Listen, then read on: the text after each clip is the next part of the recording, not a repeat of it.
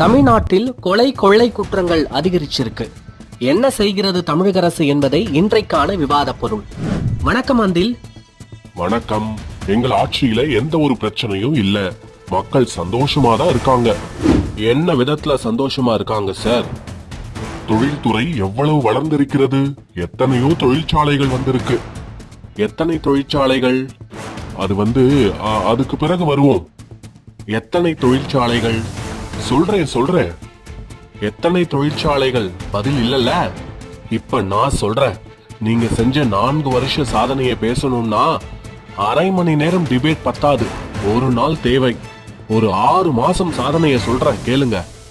கள்ளக்குறிச்சியில கள்ள சாராயம் குடிச்சு இறந்தவங்களுக்கு 10 லட்சம் ரூபாய், காவல் ஆய்வாளர் வெட்டி கொலை அதுக்கு 30 லட்சம் ரூபாய், ஆணவ கொலை 5 லட்சம், குழந்தைய கற்பழித்து கொன்றதுக்கு 1 கோடி, போதைப் பொருள் கடத்தல் வழக்குக்கு உடனடி ஜாமீன், பணத்தை கொடுத்து குற்றவாளிகளை காப்பாற்றுவதுதான் நீங்க செஞ்ச இந்த 4 ஆண்டு சாதனை.